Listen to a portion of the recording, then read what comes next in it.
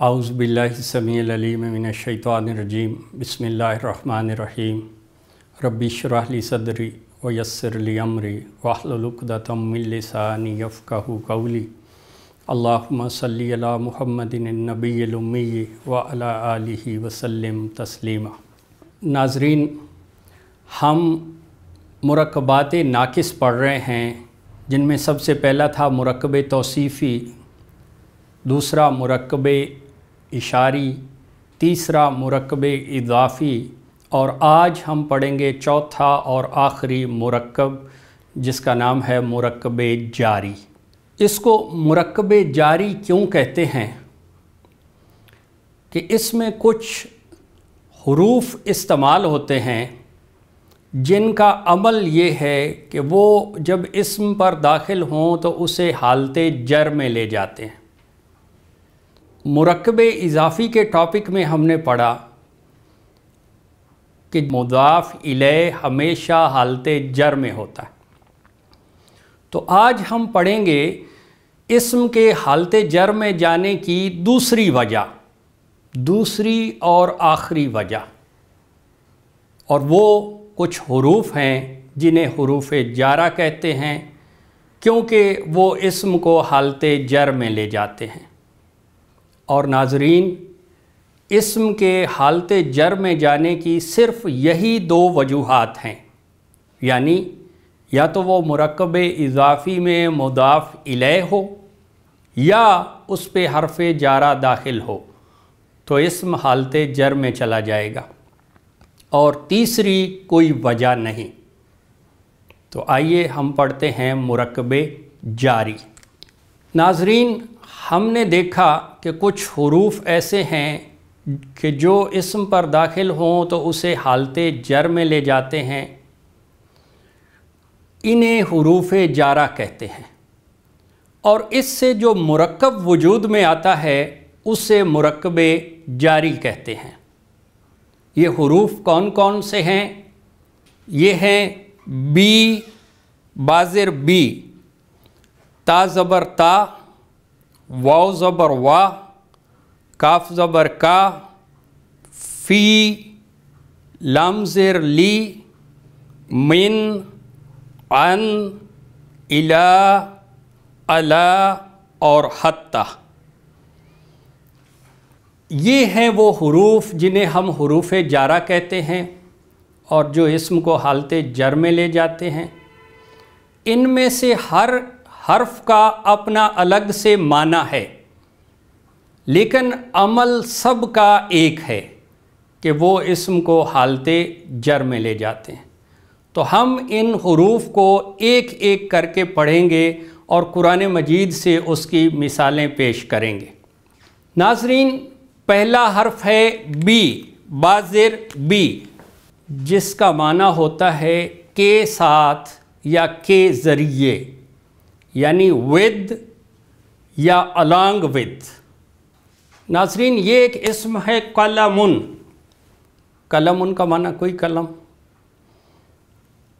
اگر کہنا ہو قلم کے ساتھ یا قلم کے ذریعے تو اس سے پہلے حرف آئے گا بی، بی۔ اور ناظرین، ایک چیز اور کہ ان میں سے اکثر حروف جو ہیں وہ اسم کے ساتھ جڑ کے آتے ہیں، سب نہیں، اکثر۔ تو یہ بی کیا کرے گا کہ یہ قلمن کو حالت جر دے دے گا۔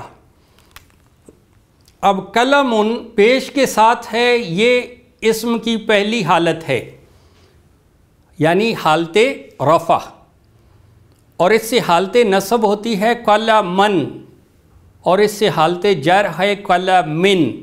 تو جب یہ اس کو حالت جر دے گا تو یہ بن جائے گا قلمن، بی قلمن۔ اب اس کو بی قلمن نہیں پڑھ سکتے یا بی قلمن نہیں پڑھ سکتے، اگر ایسا کہیں لکھا ہو تو وہ غلط ہوگا۔ بی قلمن۔ اب قلمن کا معنی تھا کوئی قلم، نکرہ، ایک قلم، کوئی قلم، تو اس کا ترجمہ بنے گا کسی قلم کے ساتھ، یعنی جب ہم لکھتے ہیں کہتے ہیں کسی قلم کے ساتھ. اور اگر یہ قلم معرفہ ہو، معرفہ کیسے ہوگا؟ اس پر الف لام لگائیں گے. قلمن معرفہ کیا تو بن گیا الف لام ال. آپ جانتے ہیں کہ الف لام ال کے لگانے سے نکرہ معرفہ ہو جاتے ہیں، یعنی وہ خاص اسم بن جاتا ہے، یعنی ایسا قلم جس کا ہم نے پہلے ذکر کیا ہو. اور الف لام اسم کی بہت بڑی علامت ہے اس کی پہچان کی. اسم کی پہچان کی ہم نے 2 علامتیں بیان کی تھی. پہلی تھی تنوین، یعنی اسم کے آخر میں 2 پیش 2 زبر یا 2 زیر کا پایا جانا. اور دوسری علامت الف لام ال جو اسم کے شروع میں آتی ہے. اور جب الف لام ال کسی اسم پر داخل ہوتا ہے تو اس کی تنوین ختم ہو جاتی ہے، اور قلمن سے بن جائے گا القلم. اب اس کا معنی ہے خاص قلم، یعنی وہ قلم جس کا ہم نے پہلے کہیں ذکر کیا ہو. اور اب کہنا ہو کہ قلم کے ساتھ، تو اس سے پہلے آئے گا بی. اور جب بی آئے گا تو یہ الف لام کی یہ ال کی وصلی حرکت ختم ہو جائے گی، اور یہ بی آگے لام کے ساتھ ملے گا تو بن جائے گا بل. اور دوسرا یہ اسم کو حالت جر میں لے جائے گا اور یہ بن جائے گا بالقلمی، کا مطلب ہوگا قلم کے ساتھ. ناظرین، یہ اسم ہے لسانن. لسانن کا معنی ہوتا ہے زبان، اور اگر اس کو معرفہ کریں تو بن جائے گا الف لام لگائیں گے اور الف لام اس کی تنوین ختم کر دے گا، یہ بن جائے گا اللسانی. اور اگر کہنا ہو کہ زبان کے ساتھ یا زبان کے ذریعے، تو اس سے پہلے حرف جارہ آئے گا بی، اور یہ الف لام کی وصلی حرکت ختم ہو جائے گی، اور یہ حرف جارہ بی اس کو حالت جر دے گا. تو حالت جر میں اس پہ کسرہ یعنی زیر، حالت رفع میں پیش، حالت نصب میں زبر، اور حالت جر میں زیر. تو یہ بن جائے گا باللسانی، کا مطلب ہے زبان کے ساتھ، زبان کے ذریعے. قلبن کا معنی ہے دل، اور اسے معرفہ کیا تو بن گیا القلب. الف لام آیا تو تنوین ختم. اور اگر کہنا ہو کہ دل کے ساتھ، تو حرف جارہ بی آئے گا اور الف لام کی وصلی حرکت ختم ہو جائے گی، اور حرف جارہ بی اس کو حالت جر میں لے جائے گا تو بن جائے گا بالقلبی. اب بالقلب یا بالقلبا نہیں ہو سکتا، یہ غلط ہے. بالقلبی اقرارم باللسانی و تصدیقم بالقلب، کہ اقرار کرتا ہوں باللسانی کا مطلب ہے زبان کے ذریعے، زبان کے ساتھ، و تصدیقم بالقلب، اور تصدیق کرتا ہوں دل کے ساتھ. یہ وہ چیز ہے جو ایمان مجمل میں ہم پڑھتے ہیں. ناظرین، یہ اسم ہے والدن. والدن کا لفظی معنی ہے جنم دینے والا، اور اسی سے مؤنث بنتی ہے والدتن. اس کے آخری حرف کو فتحہ یعنی زبر دی اور آگے اسم کی علامت گول تا تنوین کے ساتھ لگایا، تو یہ بن جائے گا والدتن، کا مطلب ہے جنم دینے والی یعنی ماں. اور اسی سے اگر ہم نے مثنیٰ بنانا ہو، کہنا ہو کہ 2 جنم دینے والے یعنی ماں اور باپ، تو مثنیٰ بنانے کا قاعدہ ہم پڑھ چکے ہیں کہ اسم کے آخری حرف کو فتحہ یعنی زبر دیں گے، یہ والدہ، اور اس کے بعد الف اور نون زیر نی کا اضافہ کر دیں گے تو یہ بن جائے گا والدانی۔ والدن کا مطلب ایک جنم دینے والا، اور اس سے والدانی دو جنم دینے والے، جیسے مسلمن سے مسلمانی دو مسلمان، کافرن سے کافرانی دو کافر، مومنن سے مومنانی دو مسلمان، اور مشرکن سے مشرکانی دو مشرک۔ اسی طرح والدن سے والدانی کا مطلب ہے دو جنم دینے والے، یعنی ماں اور باپ۔ اب اگر اس کو معرفہ کریں گے تو کیسے؟ الف لام لگا کے بن جائے گا الوالدانی۔ اب یہ معرفہ ہو گئے خاص۔ اور اگر کہنا ہو کہ والدین کے ساتھ، یعنی ماں اور باپ کے ساتھ، تو کے ساتھ کے لیے کیا آئے گا؟ حرف جارہ بی، اور یہ الف لام کی حمزہ کی وصلی حرکت ختم ہو جائے گی، اور بی والدانی کو حالت جر میں لے جائے گا۔ ہم دیکھ چکے ہیں کہ کوئی بھی اسم جب نیا وجود میں آتا ہے تو جو اس کی پہلی شکل ہوتی ہے اسے حالت رفع کہتے ہیں۔ تو والدن سے جب ہم نے مثنیٰ بنایا والدانی تو یہ اس کی حالت رفع ہے، کیونکہ یہ پہلی شکل ہے، اور ہم کہتے ہیں کہ اس میں حالت رفع ظاہر ہو رہی ہے الف کے ساتھ، آنی، یہ آ کے ساتھ، اور جب اس کو حالت نصب یا جر میں لے جانا ہو تو کیا کرتے ہیں؟ اسی الف کو بدل دیتے ہیں یا ساکن کے ساتھ۔ تو والدانی سے یہ بن گیا والدینی، بالوالدینی، والدین کے ساتھ یعنی ماں اور باپ کے ساتھ۔ قرآن مجید کی جو آیت ہے وَبِالْوَالِدَيْنِ احسانہ، اور اللہ نے حکم دیا ہے والدین کے ساتھ احسان کرنے کا، بالوالدین۔ ناظرین، یہ مرکب جاری جو ہے، یعنی مرکبات ناقص میں سے چوتھا اور آخری مرکب، یہ بہت آسان ہے، کیونکہ اس کا صرف ایک ہی قاعدہ ہے کہ جب حرف جارہ اسم پہ داخل ہوگا تو اسے حالت جر میں لے جائے گا۔ لیکن یہ اتنا اہم مرکب ہے کہ قرآن مجید کی شاید ہی کوئی ایسی آیت ہو جس میں مرکب جاری استعمال نہ ہوا ہو۔ اتنا اہم مرکب ہے یہ مرکب جاری۔ اور جب ہم نے پہلے مرکب اضافی پڑھا اور پھر مرکب جاری، تو یہ دونوں مرکبات اگر سمجھ آ جائیں، جو کہ بہت آسان ہیں، تو آپ سمجھیں کہ قرآن مجید کی تقریباً ہر آیت میں سے کچھ نہ کچھ حصہ آپ کو سمجھ آ جائے گا، ہر آیت میں سے۔ کیوں؟ کیونکہ آیت میں سب سے زیادہ اسم ہی استعمال ہوتا ہے، اور اسم میں سے بھی مرکب اضافی اور مرکب جاری کثرت سے استعمال ہوتا ہے۔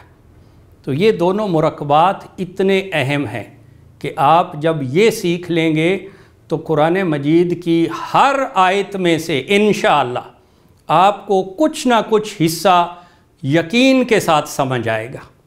ناظرین، یہ اسم ہے اذن، کا معنی ہوتا ہے اجازت، حکم کے معنوں میں بھی استعمال ہوتا ہے اذن، اور اگر کہنا ہو اللہ کی اجازت تو یہ مرکب اضافی بن جائے گا، آگے آئے گا اللہ۔ مرکب اضافی کیا ہوتا ہے؟ کہ دو اسماء کا ایسا مرکب جس میں ایک اسم کا دوسرے اسم کے ساتھ تعلق قائم کیا جائے، اسے مرکب اضافی کہتے ہیں۔ جس اسم کا تعلق قائم کیا جائے اسے مضاف کہتے ہیں، اور جس اسم کے ساتھ تعلق قائم کیا جائے اسے مضاف الیہ کہتے ہیں۔ مضاف کے دو قاعدے ہیں کہ وہ ہمیشہ نکرہ ہوگا یعنی الف لام کے بغیر، اور اس کا اعراب ہلکا ہوگا۔ اعراب کیسے ہلکا کریں گے؟ اس کی تنوین ختم کر کے۔ ناظرین، عام طور پہ آپ نے دیکھا ہوگا کہ جب اسم پر الف لام داخل ہوتا ہے تو اس کی تنوین ختم ہوتی ہے، لیکن یہاں پہ مرکب اضافی میں جب کوئی اسم مضاف بنتا ہے تو وہ بغیر الف لام کے اس کی تنوین ختم ہوتی ہے، اسے ہم کہتے ہیں اس کا اعراب ہلکا ہو گیا، اور اب یہ آگے ملنے کے لیے تیار ہے۔ اذنو اور اللہ سے مضاف الیہ کا صرف ایک قاعدہ ہے کہ وہ ہمیشہ حالت جر میں ہوگا، تو یہ بن جائے گا اذن اللہ۔ اذن اللہ کا مطلب ہے اللہ کا اذن، اللہ کی اجازت۔ اور اب اگر کہنا ہو کہ اللہ کی اجازت کے ساتھ، اللہ کی اجازت سے، تو کیا کریں گے؟ اس سے پہلے حرف جارہ بی لگا دیں گے، بی، جو اسے حالت جر میں لے جائے گا۔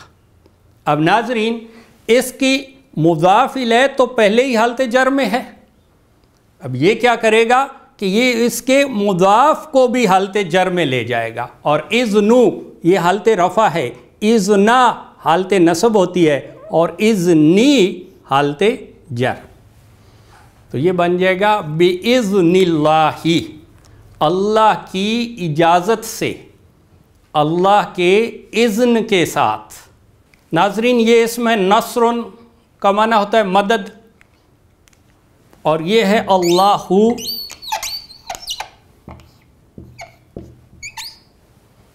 اب اگر کہنا ہو اللہ کی مدد تو پھر مرکب اضافی الف لام کے بغیر اور اعراب ہلکا، نصرن سے بن گیا نصرو، اور اللہ سے حالت جر اللہ ہی، اور جب یہ دونوں اسم آپس میں ملیں گے تو یہ اسم اللہ کی وصلی حرکت زبر ختم ہو جائے گی، بن جائے گا نصر اللہ کا مطلب ہے اللہ کی مدد۔ اور اگر کہنا ہو اللہ کی مدد سے یا اللہ کی مدد کے ساتھ، تو اس سے پہلے اس حرف جارہ آئے گا بی، اور یہ مضاف کو حالت جر دے دے گا، مضاف الیہ تو پہلے ہی حالت جر میں تھا، بِنَصْرِ اللَّهِ۔ اب اس کو بِنَصْرِ اللَّهِ پڑھنا غلط ہے، یا بِنَصْرِ اللَّهِ پڑھنا بالکل غلط ہے، ایسا ہو ہی نہیں سکتا، یہ بنے گا بِنَصْرِ اللَّهِ۔ ناظرین، اگر آپ یہاں پہ غور کریں تو آپ کو نظر آئے گا کہ اس مرکب میں دو اسم حالت جر میں ہے، ایک اسم نصری اور دوسرا اسم اللہ ہی، لیکن ان دونوں اسماء کے حالت جر میں جانے کی وجوہات مختلف ہیں۔ اس میں اللہ حالت جر میں کیوں گیا؟ مرکب اضافی میں مضاف الیہ ہونے کی وجہ سے، کیونکہ مضاف الیہ ہمیشہ حالت جر میں ہوتا ہے، جبکہ نصری حالت جر میں کیوں گیا؟ حرف جارہ کی وجہ سے، بی کی وجہ سے۔ تو یہی دو وجوہات ہیں کسی بھی اسم کے حالت جر میں جانے کی، یعنی یا تو وہ مضاف الیہ ہو تو حالت جر میں ہوگا، یا اس پہ حرف جارہ داخل ہو تو پھر وہ حالت جر میں جائے گا۔ اور دوسری چیز ناظرین کہ یہ ڈبل مرکب ہے، یعنی پہلے یہ مرکب اضافی تھا، نصر اللہ مرکب اضافی تھا، اور جب اس کے ساتھ حرف جارہ بھی آ گیا تو پھر یہ مرکب جاری بھی بن گیا۔ تو اس ایک مرکب میں دو مرکب شامل ہیں، مرکب اضافی بھی اور مرکب جاری بھی۔ ناظرین، ایک اسم ہے اسمن کا معنی ہی ہے نام، اور اگر کہنا ہو اللہ کا نام تو یہ مرکب اضافی بن جائے گا۔ اسمن سے الف لام کے بغیر اور اعراب ہلکا اسم، اور اللہ سے حالت جر اللہ ہی بن جائے گا اسم اللہ ہی، کا مطلب ہے اللہ کا نام۔ اور اگر کہنا ہو اللہ کے نام کے ساتھ یا اللہ کے نام سے، جیسا کہ ہم کہتے ہیں کہ میں یہ کام شروع کرتا ہوں اللہ کے نام سے، اللہ کے نام کے ساتھ، تو کیا ہوگا؟